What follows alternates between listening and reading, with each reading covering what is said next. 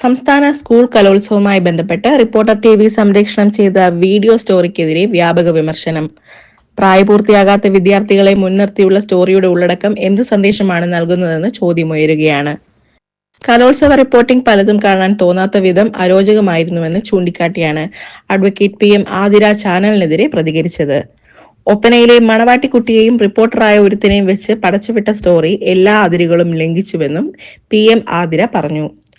ഒപ്പന കളിക്കാൻ വന്ന സ്കൂൾ കുട്ടിയോട് ശൃംഗരിക്കുന്നതായി അഭിനയിച്ച് വീഡിയോ നിർമ്മിക്കുന്നിടം വരെ അധപ്പതിച്ച മത്സരത്തിനിടെ നിങ്ങൾക്ക് എന്ത് ചെയ്യാനാകുമെന്ന് മാധ്യമപ്രവർത്തകൻ സുജിത് ചന്ദ്ര ഫേസ്ബുക്കിൽ ചോദിച്ചു.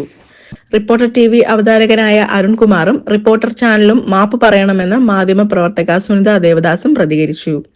ചാനലിന്റെ റീച്ചിന് വേണ്ടി പ്രായപൂർത്തിയാവാത്ത സ്കൂൾ പെൺകുട്ടികളെയും ശൃംഗാരഭാവങ്ങളുമായി അവരെ സമീപിക്കുന്ന റിപ്പോർട്ടർമാരെയും ഇങ്ങനെ ദൃശ്യവൽക്കരിക്കുന്നതിൽ ശരിക്കേടുണ്ടെന്നും അപകടകരമായ സന്ദേശമുണ്ടെന്നും ഷമീർ TP ഫേസ്ബുക്കിൽ എഴുതി. നിലവിൽ വീഡിയോ സ്റ്റോറിക്കെതിരെ സംസ്ഥാന ബാലാവകാശ കമ്മീഷൻ കേസെടുത്തിട്ടുണ്ട്.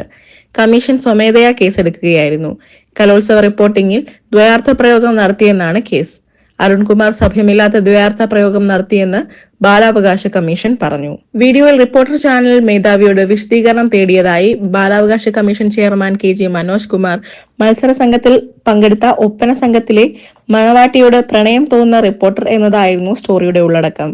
മണവാട്ടിയായി മത്സരിച്ച വിദ്യാർത്ഥിനിയോട് റിപ്പോർട്ടർ പ്രണയത്തോടെ സംസാരിക്കുന്നതും നോക്കുന്നതുമായ ദൃശ്യങ്ങളാണ് വീഡിയോയിലുള്ളത്. തുടർന്ന് അവതാരകൻ അരുൺകുമാർ ഉൾപ്പെടെ വീഡിയോയിൽ അഭിനയിച്ച റിപ്പോർട്ടറോടും മറ്റ് സഹപ്രവർത്തകരോടും വിദ്യാർത്ഥിയെക്കുറിച്ച് ചോദിക്കുകയും പരസ്പരം കളിയാക്കുകയും ചെയ്യുന്ന ചർച്ചകളും റിപ്പോർട്ടർ TV സംപ്രേഷണം ചെയ്തിരുന്നു. ഇതിനെതിരെയാണ് ഇപ്പോൾ വ്യാപകമായ വിമർശനം ഉയരുന്നത്. ഇതിനു പിന്നാലെ പ്രസ്തുത വീഡിയോകൾ ചാനൽ പിൻവലിക്കുകയും ചെയ്തു.